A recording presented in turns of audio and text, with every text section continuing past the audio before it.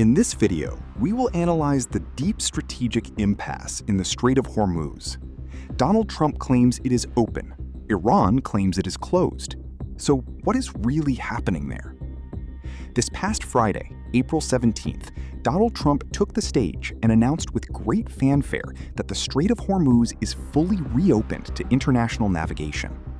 However, 12 hours later, tanker tracking data showed several vessels pulling a U-turn in the middle of the strait. By the morning of Saturday, April 18th, the Iranian regime went public to announce that the strait is, in fact, closed again. So, where do we stand? Is the strait open or closed? The short answer is, it depends on the level of risk you are willing to take. But to understand the gravity of this standoff, we must first understand what the Strait of Hormuz actually is. Geographically, it is a narrow choke point separating the Persian Gulf from the Gulf of Oman. At its narrowest point, the shipping lane is only about 3 kilometers wide in each direction. Through this tiny corridor passes 1/3 of all seaborne traded oil on the planet. It is the beating heart of global energy. Trump's announcement on Friday had 2 parts, and that is where the trouble begins.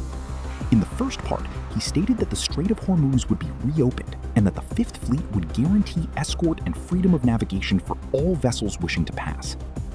Up to that point, the announcement was consistent with what was expected following the bilateral meeting in Islamabad. However, in the second part, Trump made a point of emphasizing that the naval blockade of Iranian ports would be maintained until a definitive peace treaty was signed. In other words, Washington and its allies could export through Hormuz, but Iran would remain commercially strangled. It was this asymmetry that caused the entire house of cards to collapse. Late Friday night, analysts monitoring the AIS systems of tankers, the automatic identification system that every merchant ship must keep active, began to notice a strange pattern. Several ships that had opted for the southern route, outside Iranian territorial waters, were turning back. These vessels were notified via radio by Iran with a clear message: without Iranian authorization for passage, you do not cross.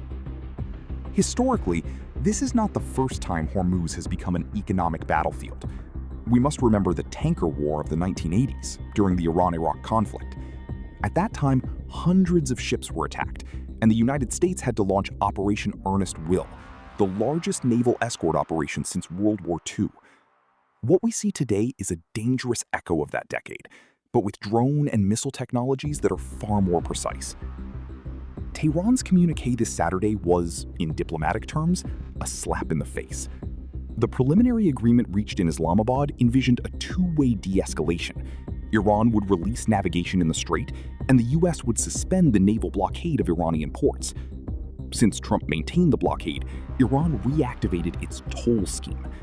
Now, every ship intending to cross must submit a request 72 hours in advance and pay a fee estimated at $1 per barrel of oil on board.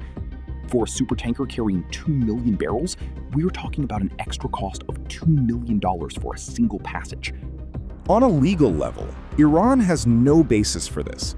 The United Nations Convention on the Law of the Sea, known as UNCLOS, guarantees the right of transit passage. However, Iran argues that because the US has not fully ratified certain treaties and is imposing what they call an illegal blockade on their ports, the regime has the right to police its own territorial waters. In practical terms, the strait is open for those who accept the risk and closed for those who don't. The risk here isn't just a direct kinetic attack, but a financial one. War risk insurance premiums have skyrocketed. When an insurance company sees Iranian armed fast attack crafts patrolling the area, it raises the cost of the policy to levels that wipe out the cargo's profit. If the insurance becomes too expensive, the ship does not sail. It is an invisible blockade, but an extremely effective one. Militarily, the American air campaign of recent weeks has degraded Tehran's missile batteries, but it has not eliminated the asymmetrical threat. The use of smart naval mines and swarms of fast attack boats remains the ultimate nightmare for the US Navy. Clearing a mined area can take weeks, time the global economy simply does not have. If the flow of oil stops for just 7 days, the price per barrel could jump beyond $150, triggering an immediate global recession. The strategic takeaway is that Trump wanted to declare a political victory for his electorate without offering the actual quid pro quo Iran demanded. He wants the Strait open to stabilize gas prices at American pumps, but he wants to keep Iran under maximum pressure to force total nuclear disarmament. Iran, meanwhile, knows that without the threat of closing Hormuz, it loses its last remaining leverage. This is why they prefer chaos over silence. The result is the impasse we are seeing now. Trump reinforced that the greatest navy in the world will remain in full force until the transaction is complete. He mentioned that the process is moving forward and that Iran will never have a nuclear weapon. The scenario now is one of tense anticipation. While the great powers play a game of chess with warships, the global market watches every radio call in the Strait. What is at stake in Hormuz is not just the sovereignty of a channel, but the economic order of the next decade. If diplomacy fails in the coming hours, the imperfect blockade could escalate into a conflict of global proportions.